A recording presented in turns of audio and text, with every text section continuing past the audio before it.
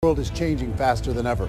What used to take decades is now taking years or even months. What you see right now is the illusion that people have had for many decades about the workplace being this secure place to work the rest of your life. For the first time in the history of our nation, our children will not do as well as us. We've seen our friends get laid off. We've been laid off. We've had our pay cut. People are overworked and underpaid. They seem to have less time and less freedom.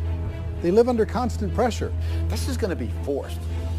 And so even if your employer loves you, they may have to cut you. There's something wrong that on Monday morning, the heart attack rate increases by 35%. Technology is accelerating, job security is declining. It just doesn't seem like the old models of making a living are as reliable as they used to be. Every aspect of our lives, there's a better way out there, but we're still doing it the old way. We live in the greatest country on the planet, and there are a lot of people sitting around complaining and being cynical. Like everyone's whining about this old model, and I'm like, why don't you leave it?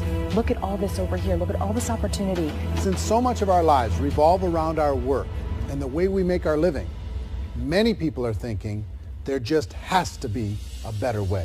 The biggest challenge facing our world today is not making money, is what are we going to do with all the displaced, unemployed people? People are afraid that they're going to make the wrong decision. People are afraid of the unknown. People are afraid that maybe I don't have the skills. Hey, sports fans, industrial age is over. It's dead. It's dying.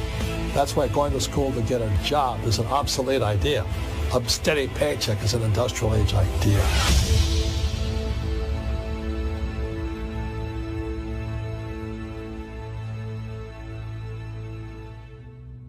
It's the search for answers that has brought us here together today. My name is Worre, and for almost 30 years I've been an entrepreneur, struggling at times, but ultimately succeeding. As a best-selling author, speaker, and business owner, I've spent my entire career helping millions of people around the world to become entrepreneurs. And I believe strongly that there is, in fact, a better way when it comes to how we make a living. The career landscape has changed dramatically, and many are still working in a model that is completely out of date. What worked for previous generations isn't working as well for people today. In this film, we're going to explore three important questions. First, what's really going on in our working world today? Second, in this new economy, is it better to become an entrepreneur, or is it safer to work for someone else? And third, if a person decides to become an entrepreneur and start their own business, how can they do it without taking on massive risk? To help in this journey, I've brought together some of the greatest experts and thought leaders in the field of entrepreneurship to share the real facts with you. My intention is to give you new information that will allow you to make choices that are not limited by an old, outdated model. Let's start by understanding what's going on in our working world today.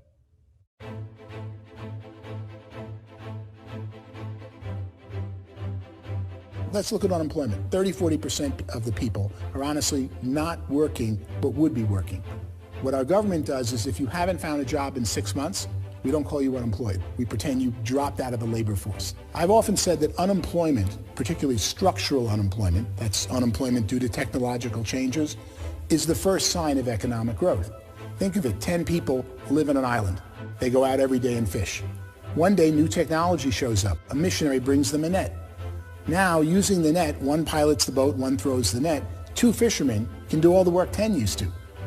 That's a 500% increase in productivity, 2 doing the work of 10, in one day. You don't have to learn a lot to learn how to throw a net instead of throw a fishing line. The island's got a big problem, 80% unemployment. But the island still has all the wealth of the fish because the 2 people produce as much fish as 10 did. Now, of course, looking back in history, these changes used to take thousands of years. And during that time, we went into farming and transportation. Some of us became doctors and some teachers and lawyers, and we developed all these new professions and new manufacturing jobs. Today, these changes are occurring literally in one day when a new technological advance occurs, and we don't have the social structures to deal with it or to retrain the unemployed people. So one of the things that I think is interesting as I travel across the country and really travel around the world is the way that we work and the way we get paid for work is changing pretty dramatically. On a global basis, everything is being turned upside down because of the rapidly advancing technologies. They are eliminating many jobs, and we have been left with many people not prepared for the jobs that exist. A lot of demand in public companies was to squeeze out all the fat and to get just as much margin as we possibly could, and fat equals humans. So this idea of job security in information age is so obsolete, but it's still taught inside our school system, and that's where the problem starts. There's no financial education in the school system, and people are still trained to be employees who work for that paycheck. This is a chart on the middle class. What's happening in the middle class, those that went to school, their incomes have been coming down for years. And parents still say to their kids, go to school, get a job. Now what happens to all those middle class people who are dropping off the ends of the chart? Well, they become what's called working poor. And this is what happens to working poor. But they say poverty is ending. Well, poverty may be ending, but working poverty is going up. And this is food stamp usage. So food stamp usage in America is going through the roof right now, because people cannot earn what they call a living wage. Most people have experienced financial pressures that I think are probably greater than they have been in the past. If you're not working for yourself, then it's going to be a pretty hard road for a lot of people. Today, if you're going to control your future, the 40-40 plan is gone, where you can graduate from college and get a job and work for 40 hours a week for 40 years. That day is gone. So some of these charts actually tell you what's going on. And this is a really interesting one, you know. People are going back to school because if I go back to school, I'll get a nice job. But this is what's happening to, it's called Sallie Mae, which is the student loan guys. Student loan is going through the roof. It's now over $1 trillion, and student loan debt is worse than credit card debt. So when people stopped using credit card, the government got people into student loan debt. And the problem with student loan debt is you can never be forgiven. See, with credit card debt, you can declare bankruptcy and all's forgiven. But student loan debt, you can declare bankruptcy, you still owe it. It's the worst of all debt. But this is the next picture. Look at this chart here. This is what's happening to wages of college graduates. It's going down. So you go to college, you rack up all this debt, but you earn less money. Now, that's not that intelligent. Average person who's been working a lifetime in America today is ending their lifetime at 65 with about $41,000 in assets. They earned just enough to survive. I think in the United States we have something like 17 trillion in debt. That's just the federal government debt. We got another 2 in municipal and in other, let's call it almost 20 trillion government. We've got 40 trillion in private debt. That comes up to close to 60 trillion. When you then add something we never had before, what you were talking about, when we look at the unfunded portion of Social Security and primarily Medicare, Medicaid, that at the most conservative estimates from outside firms, Kleiner Perkins, 67 trillion and growing. That's more than all our other debt. There's less conservative estimates that say it's 84 trillion or higher. I added up conservatively $127 trillion in total debt. Debt is a financial drug. When you take it to excess, it's like taking a drug. Yeah, it makes you feel better, it enhances your performance, but at a huge cost, eventually it kills you. And so that's what happens. We keep doing more and more debt, and you get less and less results, just like a drug, until the debt gets so high that it crushes the whole system. That's where we're at, 8.2 times GDP. You know who I feel sorry for? I feel sorry for the person who dreads going to work, who is sick to their stomach on Monday morning, who hates their alarm clock, who gets a little glimmer of hope on a Wednesday because it's hump day and says, thank God it's Friday. And they live for those 2 days a week where they get to be themselves and they don't have to be around people they don't like, and they don't have to play the political game in the office, and they don't have to live this half life. The person that works 50 weeks a year just to be able to have the 2 weeks for vacation. And you know what happens to most of them nowadays? They don't have a vacation. They have a staycation. They have time off of work, but they don't get to go where they want to go. Because they're overextended. They've got all this debt. They got all this situation. They hate their alarm clock. They can't sleep until they're done. They have to spend most of their life in traffic. I feel sorry for that group of people because there's a better way. They just don't know it. I see this really interesting attempt at rugged individuality in a 6x8 rectangle. And I feel like you're all the same, except for the little push pins of the pictures. There's different pictures. Yours is named Jenny and his is named Sujara, but it's the same people. And this is how they are, and they're just like the zombies, and there's no joy in there, there's no fun. There's always like the wacky woman who decorates her cubicle, and that's the most she can do there. You got to give her credits, right? The wacky cubicle woman. The basis for their life is worry. I'm worried, you know, maybe I'll get fired. I'm worried maybe my company will go out of business. I'm worried I can't keep spinning the plates on paying the bills. I'm worried about how do I send my kids to college. I'm worried, what if the transmission of my car breaks? That's, you know, 2 or 3, I can't fix it. People live in a sea of worry, and it eats at them. Those signs that people held up during the Depression didn't say looking for gainful employment in a cubicle. It said looking for work. Work is what we're looking for. Job is just a unit of measurement. Work is what we're going after. It's time to look in the mirror and say, it's not the economy, it's my economy. It's my little world of where I am. I need to improve. I'm not going to wait for the economy to come back because, frankly, the economy is doing great in this country. So I'm here on Wall Street, the financial center of the universe, the financial capital of the world. This is where most people's money goes to at least be held for a time, right? With interest rates in banks being effectively zero, and many experts are predicting it's going to stay at zero for the next 10, 20, even 30 years, people feel like they don't have any choice but to put their future into equities, to put their future into the hands of other people on this stock market, and hope that the stock market goes up, hope that the stocks that their advisors pick or that they pick goes up. That's one way to go, I guess. It's my personal belief that if you put your future into the hands of yourself, in other words, you have earning power by yourself, I think you're a better investment than these guys. I think you controlling your future is a better option than handing over your retirement to these guys. The average household income in the United States is approximately $50,000 a year, what they call the middle class. To reach the top 25% of income earners, you'd need to earn at least $90,000 a year. To reach the top 10% would be a household income of $140,000, the top 5%, $190,000, and to be in the top 1%, you'd need a combined household income of at least $380,000 a year. So here's the question.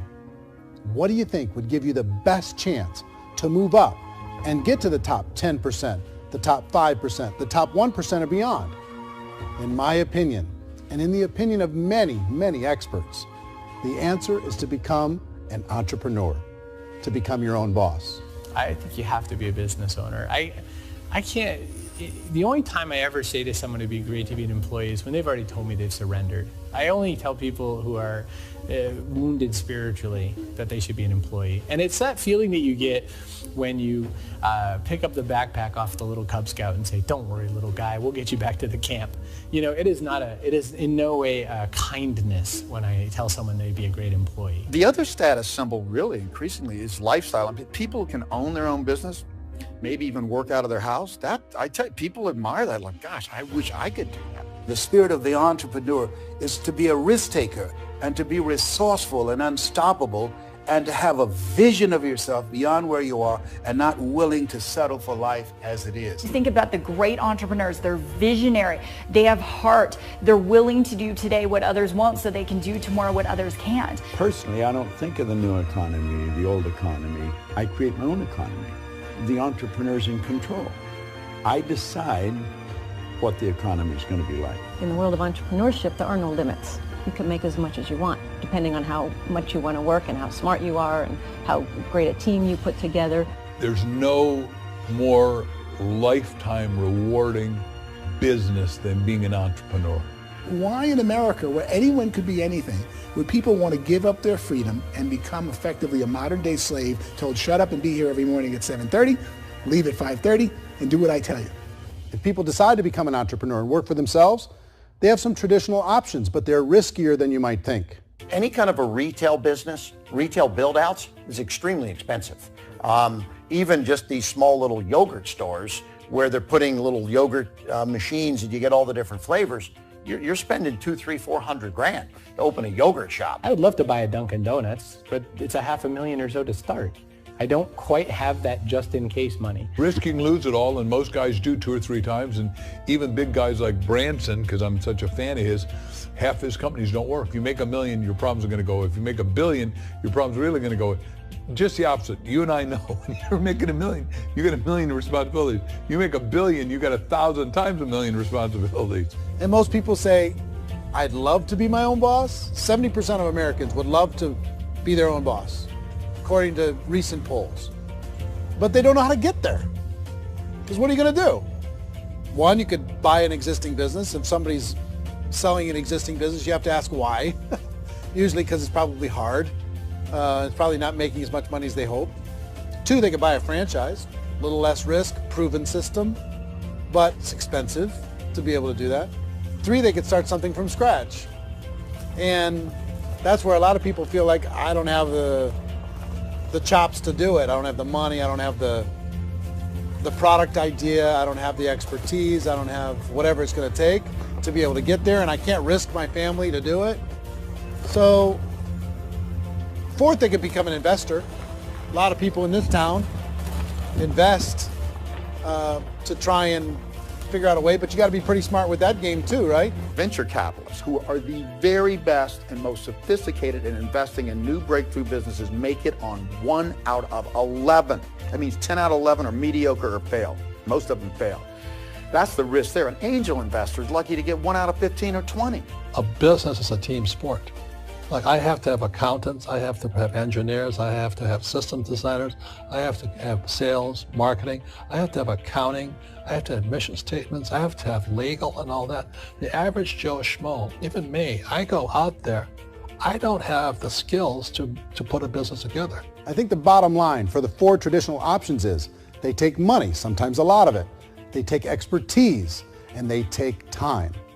All of that adds up to just too much risk for most people. I bought a business from somebody else, and it was a lot of work. And you start wondering, what did I just buy? Because I guess ultimately I own your email list, and I just overpaid for it. People that start their own business, they spend a lot of money, they spend a lot of time, a lot of effort to get things started. And the more you invest on the upfront, the harder you typically work at it. Well, I can tell you what the success rate is of a restaurant. What is it? They're crazy enough. About 90% of them fail. About 90%, in how quickly? Year less. Wow. And if we're talking non-franchise, we're talking franchise, Sure. That's totally different. Yeah. But our students aren't getting franchise restaurants. You got to invest the big money. Exactly. And with someone like McDonald's, you've had to work with the company for a long period of time, really know the Even have a chance at investing $1 million. have a chance, and it's a slim chance. What if there was a way that you had all the proven aspects, the comfort aspects, and you could still control your own life? What if there was both? In other words, you didn't have to create everything from scratch. You didn't have to be a super leader.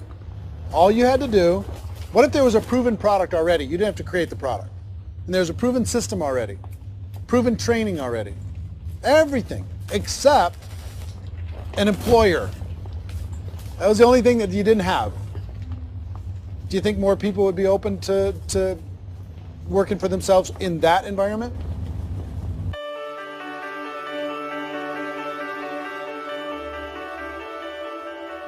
In our search for a better way to make a living, we've come to the conclusion that becoming an entrepreneur is actually safer than being an employee. And through our look at the entrepreneurial options, one particular path kept coming up from expert after expert. And I think most people will find it surprising because it's certainly a non-traditional business model. That model is for people to start their own business and become an entrepreneur through the creation of a network marketing business. Some people call it direct selling because the product is being sold directly from the manufacturer to the end consumer, cutting out the middlemen. Other people call it multi-level marketing, or MLM, because there are multiple levels of commissions paid. The most common term today is network marketing, because network marketing best describes using a large group of independent distributors, independent entrepreneurs, to move a product or service more efficiently. So my friend here, Donald Trump, and I, we always write about the network marketing industry. And the reason we support the network marketing industry is because it really is a business school for entrepreneurs. Because most people come out of school looking for a paycheck. Oh, that's terrible. I went to network marketing like that. I think if it didn't exist, we should invent it. It is that good. I think direct selling is a great way to do business today. It's very easy to get into that industry, and you can be self-employed, be, in effect, an entrepreneur. When we see multi-billionaires adding network marketing companies to their portfolio of companies, that would be a clue. When we see people who are very famous authors and very famous business people endorsing the industry, that would be a clue. These network marketing companies aren't $50 million companies. They're billions and billions of dollars. They lead the stock market. They're major companies. When we're going to get it? You know, and you're going to school to work for a paycheck. But if you want to be rich, be an entrepreneur. And network marketing gives you the spirit to be an entrepreneur. A traditional company will spend up to 50% of their total revenue on marketing. Network marketing companies use a different approach. Instead of having all that extensive marketing expense, they utilize a network of independent distributors to do the marketing for them. Now, why do they do this? First, because word-of-mouth advertising is so much more effective today than traditional media advertising. Second, some products need to be explained or demonstrated, and an independent salesperson can do that more effectively than an ad campaign. Third, it's completely efficient. The company only pays for the marketing of their product if a sale happens and not before. Imagine if Amazon allowed you to become an independent distributor and paid out 40% of its revenue to that distributor group. All you had to do as a distributor was recommend a product, and if a person bought it on Amazon, Amazon would take care of all the logistics, and you'd get paid for bringing the customer. Now imagine you got paid for every purchase that customer made for the rest of their lives. Well, Amazon doesn't offer this option, but network marketing companies do. 85% of all buying decisions in our society are made as a result of word of mouth or reputation. We're recommending things to each other all the time. You know, who's your dentist? Who's your doctor? Who's your lawyer? What detergent, are you using? What legal system are you using? What product are you using? We're talking to each other about the things that we love anyway. When you go into a big box retailer, you're lucky if the clerk looks you in the eye, much less gives you any detailed or accurate information about what you're purchasing. So of course, this personal information, this education coming from a friend, a neighbor, a relative, or even a stranger, but one who has experience with the product is extraordinarily valuable. As a matter of fact, network marketing can educate consumers probably better than any other form of marketing. It certainly can do better than advertising, because advertising usually has a certain hype to it, and you can only get limited information. So, network marketing trumps advertising. If you were a typical sales company and you wanted to sell $1 million a month worth of product, you might go find 100 superstar salespeople. The quota would be $10,000 a month. So network marketing as a distribution system just flips the numbers. So we use 10,000 happy, raving fans of a particular product, and we don't concern ourselves so much with how much product each one of them individually sells. If they sell just $100 or $200 a month, and there's 10,000 of them, you're selling $1 million to $2 million a month worth of product. And that's the best way I can explain how network marketing works. This is the marketing arm of the company. There's not money being wasted on bricks and mortar. There's not money being wasted on inventory that's sitting stagnant somewhere. There's not of employees standing around that don't have customers. These are people that are going to connect with customers. These companies allow people to become independent distributors for extremely low cost and with no minimum time or sales quota. Essentially, they own their own business and can provide as much or as little sales as they choose. In other words, the distributor gets all the benefits of traditional business ownership without the risk. The advantage of network marketing is the ease of entry, the low risk, and the low startup cost, because almost everything else has very high risk. You can get in for a minimal investment. You're buying into a system that's already been proven, products or services that have been proven to work. The keys to network marketing is providing an opportunity for the masses to get involved, providing an opportunity for the average person who doesn't have the resources to start their own business. All of this so far is fairly straightforward, but network marketing offers another benefit, and it's this benefit that makes it so interesting for entrepreneurs. Network marketing allows a distributor to build their own network of other distributors and then compensates them on the sales created by that entire group. Direct selling is, at its base, very simple. It's the sale of a product or service to an individual on a face-to-face, one-on-one basis, just the way we're talking right now. But there's an important element as well, and that's the offering in conjunction with that sale of product, the offering of an opportunity for someone to make something of themselves. No matter what your social status is, no matter what language that you speak, I mean, look how many unbelievable people are becoming successful that speak every kind of language out there. What an awesome gift to give the world. Instead of having to work your way up in a system and prove that you could be a sales manager, they just decided everybody can be a sales manager. Everybody gets to build a sales team from day one. And so what that brought into the system of growth as a direct selling company is the concept of compounding or geometric progression. Because now you can actually grow a sales force very quickly because everybody is enrolling people in their own sales force. People who are like, oh, this is weird, I'm building a sales team, or what do you think you do at a regular company? How do you think a regular company works? Network marketing is the only industry that doesn't say your past determines your future. It looks at your past and says, okay, now what can we train you to do so you can have a great future? Every other employer out there wants to exploit you for what you already know, not teach you something new. Network marketing has the potential to save the United States and the world because it's going to teach people not to be employees, but to be entrepreneurs.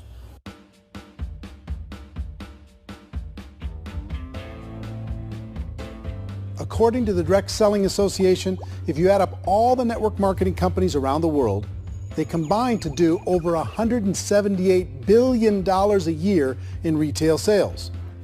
To give you an idea of how big that really is, the NFL, the National Football League, does approximately $9 billion a year. The music industry does a little more than $16 billion a year, and the movie industry does about $80 billion a year. Using a conservative average, network marketing companies pay their distributors about 40% of that $178 billion in the form of commissions, which adds up to more than $71 billion a year. That's almost $6 billion a month. It's almost $200 million in commissions every single day. So it's certainly working, and people are making serious money in network marketing. With the growth of the direct selling industry over the last 10, 15, 20 years, we've seen a broader understanding of the channel. We have seen more and more people getting involved in the business, so our penetration in the marketplace has increased, and thus the understanding in the marketplace of who we are has increased. And we've seen non-direct selling companies look at the direct selling model and say, something's going on there. People are making money. Companies are being profitable, individuals are being motivated, product is being delivered to market. Maybe we should explore this. Some people think only the people at the top make money. Well, let's take a look at that as well. In the network marketing profession, there are roughly 500 people in the world who earn over $1 million a year. If you round that number up to $2 million a year, that adds up to about $1 billion a year. That takes the $71 billion paid out each year down to $70 billion. So where does the rest of the money go? The vast majority goes to part-time people making anywhere from a few $100s a month to many thousands of dollars a month. It goes to people who choose to make it a full-time career move and earning even more than that. Every day, people are using the money they earn through network marketing to pay off debt, have more fun, and improve the quality of their lives. Everyone I know in network marketing has been doing that since the 50s. They go to work when they want to go to work. They stop working when they want to take time with their children to have a leisurely breakfast and discuss issues and drive them to school. They go back to work when they get home, wherever they're working out of. The biggest thing that I've seen is people that have become much happier in their life. MLM has probably made more millionaires of more people in more countries, and I've spoken to them in 67 countries, than any other single form of business, starting from nothing. If they have a choice between working a job for the next 10 years or working a network marketing business for the next 10 years, the result of working the network marketing business will be better. A lot of people within the industry go on and make this a career and do extremely well at it. Network marketing has been nothing but good for everyone I know that's been involved with it because they did it seriously and they played full out and they've been very successful. It's been a constant barrage of success stories and people showing off stuff that they got as a result of it. How many people are involved? Approximately 16 million Americans and 96 million people around the world are currently participating in network marketing. And in a recent poll, 82% of those people report a good, very good, or excellent experience with network marketing. So people are happy.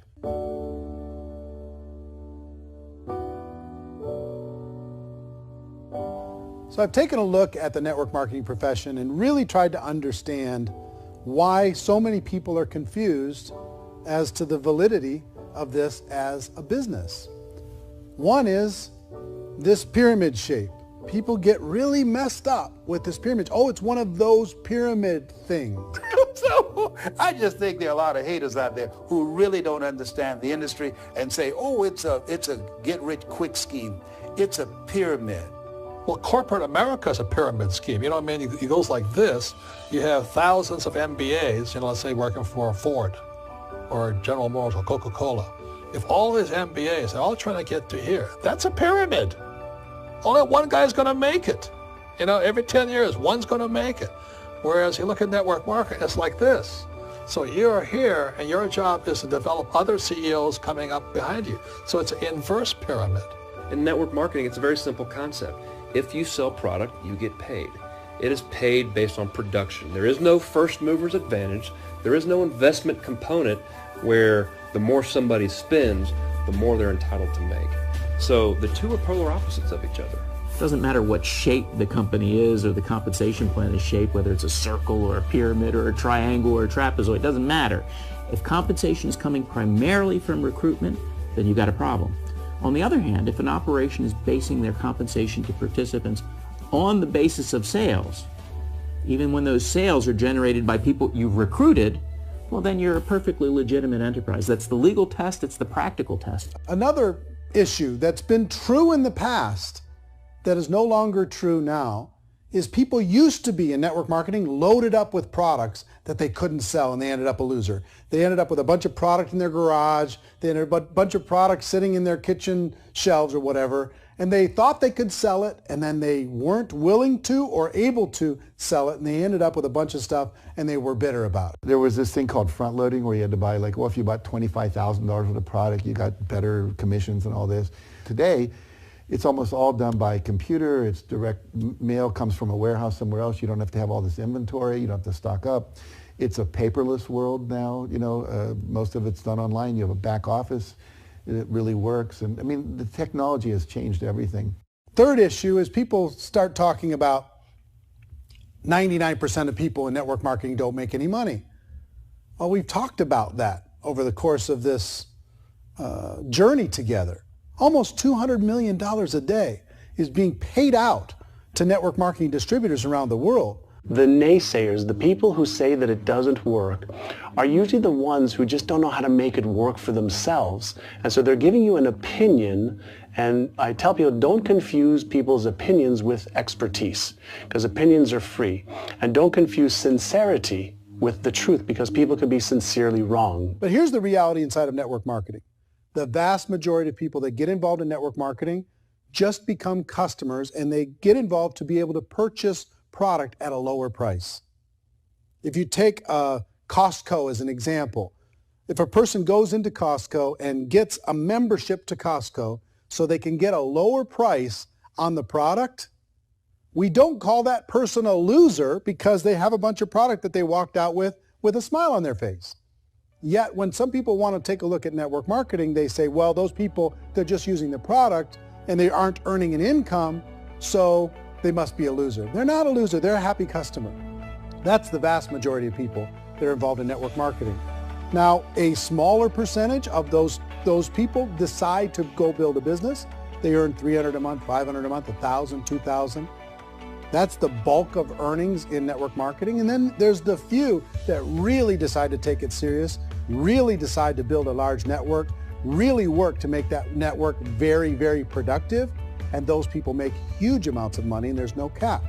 What I do as an outside economist, just somebody looking at this industry like any other industry I speak and say, look, what's the realities of this? 1% do incredibly well. 10% generate some additional income at pretty low risk and effort. That's nice. And 90% of people roughly end up customers.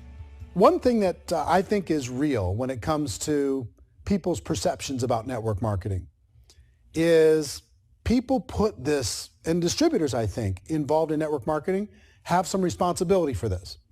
They have sometimes unrealistic claims about the product or about the income. Most people who become distributors, they want the money, they want to be successful, but they don't have the skills. They don't know what to do. And when people don't know what to do and they're in a new business, they're scared. And when they're scared, they panic and desperation kind of sets in. So they think everyone they talk to has to get in. So if I talk to you and you say, well, no, I don't have time to do that, they're like, no, I need you. You have to do this or I won't be successful. So I start clawing on you. I start that desperation. So then I start making claims about the product, which are not appropriate, probably not even true. Or I start saying, oh, let me show you how you can make all this money and you don't have to do anything, Eric. And so you just totally misrepresent the opportunity, and you're clingy with people because you think you need everybody to be successful, and you don't. You know, one of the messages that I try to deliver most forcefully to companies as well as salespeople in direct selling is that you don't have to overpromise. The reality is in network marketing, there's a lot of hard work involved. There's a lot of effort. You're going to have to develop yourself. It's a business like anything else. It's going to take some time, but in my opinion, it's better.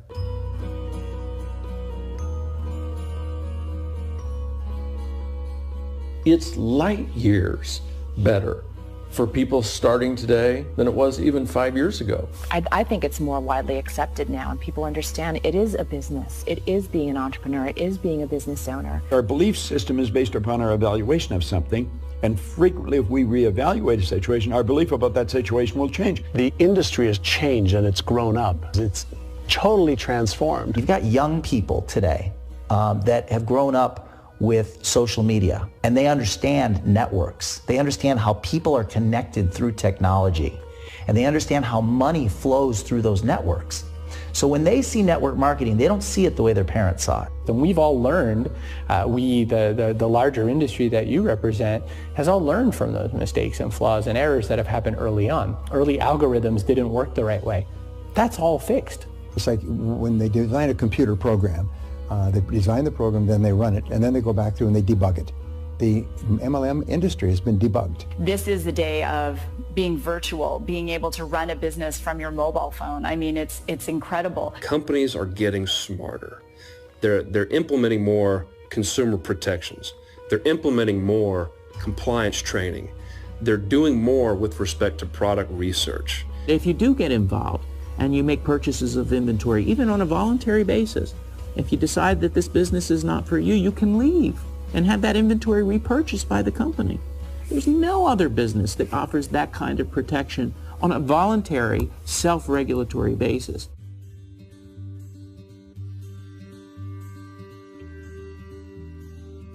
If you decide to look further into a network marketing business in order to generate more cash flow for your family, I would recommend reviewing the following 4 elements.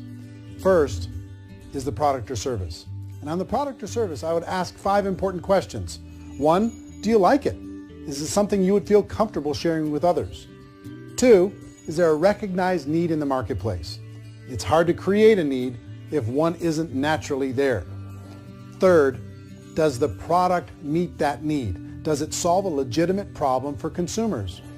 And 4th, is it priced to sell? Can it compete in the marketplace?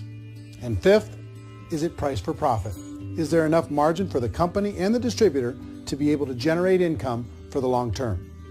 If you can answer the questions on the product to your satisfaction, The next element to consider is the company itself. Is it well run? Do you believe in the founders or the management team? Do you feel they have what it takes to go all the way? See, it doesn't matter how good the product is if the management can't take care of the company. Good management can change with the times. They can handle adversity. They can make good decisions. Make sure you choose a company that can serve you for a long time. The third element to consider is the compensation plan. And with that, there are 3 important things to look at. First, a brand new person needs to be able to generate some money fairly quickly. It may be an obvious reason, but you can probably imagine the ripple effect of a distributor getting involved and having even a small victory fast. That can only help with the overall success of the organization. Second, a person should be able to develop a moderate part-time income in a reasonable period of time. As they develop their network and as their sales grow, they should be able to enjoy more benefits. And third, for the people who are really serious, for those who decide to really go pro in the network marketing profession, there should be the possibility to make a serious full-time income if they work hard and are committed to developing their skills.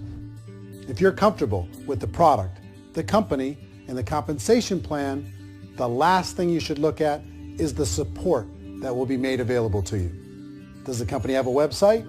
Does it have a solid online reporting tool? Do they have comprehensive training available? Do they host events to help you build your business? If you decide to do this, what kind of a support system can you plug into? Choosing a network marketing company is a personal decision. But evaluating the 4 elements of product, company, compensation plan, and support is a great place to start. Is the company promising that you're going to get rich quick or that you can make a lot of money without a lot of effort? That's a red flag. Is there a product that you really believe in that you think can be sold? Or are you being told by salespeople or the person who's trying to recruit you or by the company itself that don't worry about the product, all you have to do is recruit other people into the business? Red flag, warning sign. If you're hearing that, take a second or even a third look. Get to know the customers, the products, the business, have some success, and see where the opportunities might take you to move up in the organization. You want to find out how concerned are they about my education, my training, and my development? Is there a space for me to grow? Most important question. Learn everything that you can about the product. Make sure it's something that you believe in, and learn everything you can about the industry and work that system. You have to be very passionate about whatever that company is doing. I would get involved. You can always test drive anything, you know, the product, the service, the community, and then lean into it a bit. If it feels good, then lean into it a lot. Behind me is the Lincoln Memorial. And this is a place where Martin Luther King Jr. had his famous "I Have a Dream" speech. And at that speech, he talked about his dream for equality for everyone around the world, and that's a noble dream. But I think more people need to remember what it was like when they were kids and the dream was still alive in them. Before it got beaten out of them by reality, by this paycheck, by these responsibilities, and by having to live for this job to pay the bills. I think people need to remember that, go back to that. Once they know that there's a better way, I think their future is going to be much brighter. They can live a better life.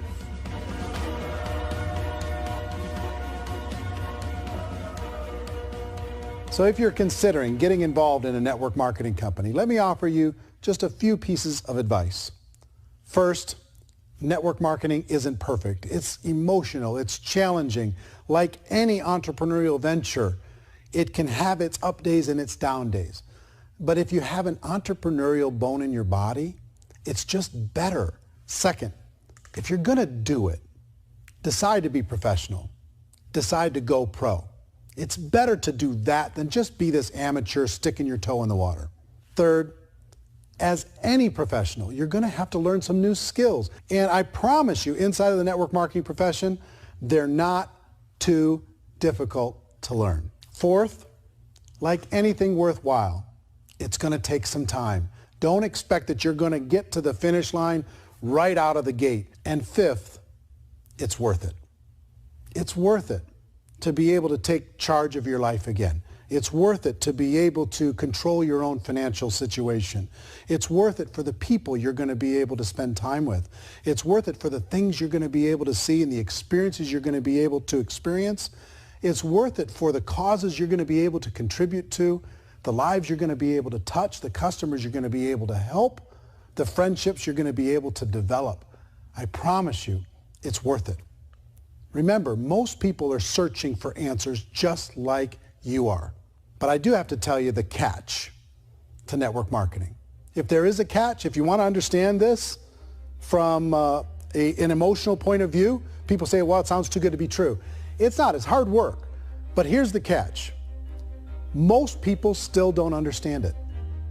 So you're going to have to endure the loss of social esteem from ignorant people. The uneducated will think less of you. Now, if you can handle that, you're on your way. If that's going to destroy you, you know what? Entrepreneurship in general probably isn't in your future. If you can face that catch, you can become unstoppable. I want everyone to really contemplate this if they're not in network marketing. You're in a job, you probably have a mortgage, you have rent, you have debt, whatever's going on. You're in a prison. You work just hard enough to keep them from firing you, and they pay you just enough to keep you from quitting. Come on! I've been there, done that, and bought that t-shirt. In network marketing, if you run into failure, it's really just a homework lesson for yourself. There's no one to blame. You really have no excuse not to be successful. You just don't. People don't want to hear that, but there's so much available to you. If you want to be a good network marketer, be a student to the people above you, be a fellow traveler to the people on the same level, and be a teacher to those below, and know when it's appropriate to do which. People who are not afraid of asking people to buy things, or not afraid of persuading people with a chance they may say no, these people own the future. Nothing happens until something moves. So you got to go move, you got to go do something, or nothing's going to change in your life. In the beginning, you're going to do a lot of things that you don't get paid for. But as you go down the road, you get paid for a lot of things that you don't do. And your job is rehabilitating the spirit, the entrepreneur spirit in all of us. You give it back. You either give it a strong yes or a strong no, but no wishy-washy, dilly-dally stuff in the middle. There's dreams and there are nightmares, but I believe that the biggest nightmare of all is when you don't pursue your dream. You're going to see some monumental growth in this profession. It's an exciting, exciting time to be involved with the network marketing profession. The next 10 years, I see just exponential growth. When that tipping point comes, it's not a matter of asking somebody, have you ever heard about network marketing? You're really asking them, which company are you building your wealth in? We are here to fix the world, to improve relationships with other people, to improve other lives. And the real reward comes as an entrepreneur in any level from teaching somebody something and watching them soar. There is no greater reward.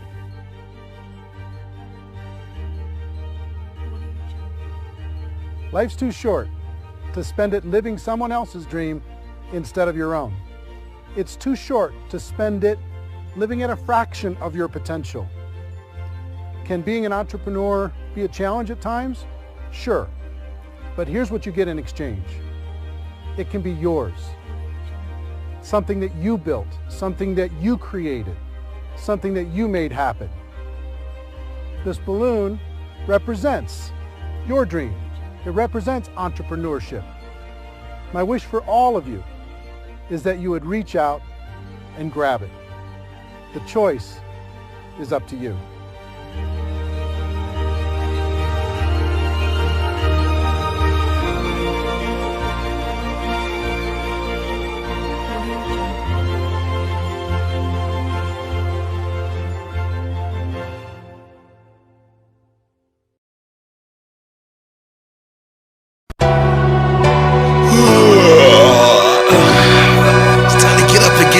Money, like I slept anyway. Wait, get your ass up, boy. There's money to be made out here, you know.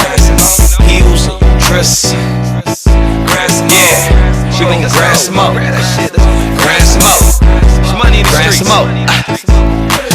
Trunk beatin', knew exactly what to make the grow pop. Big cheap, I be dressing, nigga, you just stove top. Preheat, hottest thing cooking since the stove drop. We eat, Paul taught me to grind, homie.